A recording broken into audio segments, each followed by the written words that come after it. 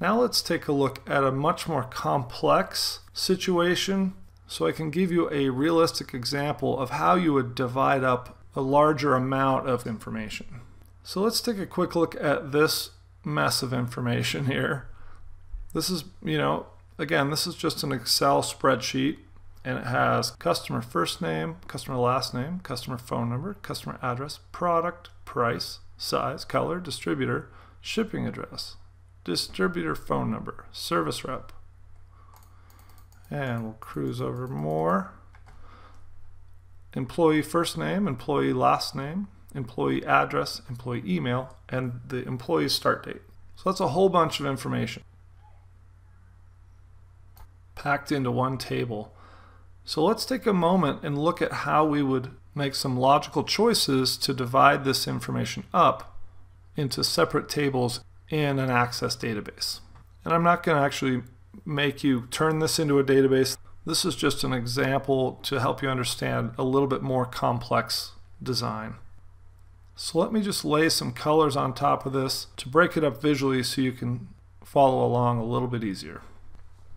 Okay, so you can see what I've done is broken these into chunks of data that are related to each other, and then I've given them a name. So first, we have these 4 columns: customer first name, last name, phone number, and address. All of this information is directly related to a customer, and that would go into a customer table. And then we would assign a primary key for this table, which would be the customer ID.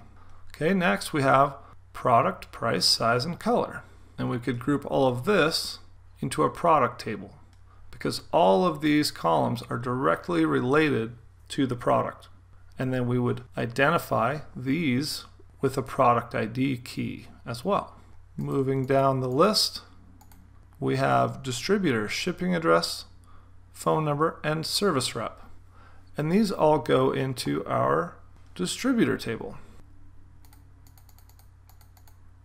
And then finally we have our employee table with our employee's first name, last name, address, email, and start date.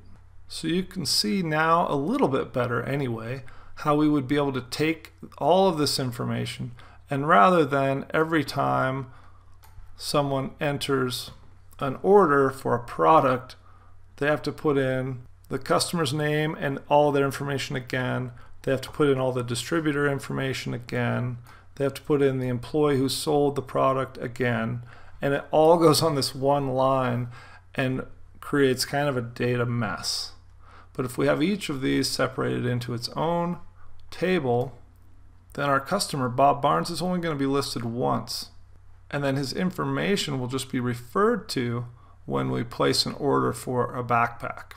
And the distributor of that backpack will just be referred to when that order is placed, rather than having all this information repeated over and over.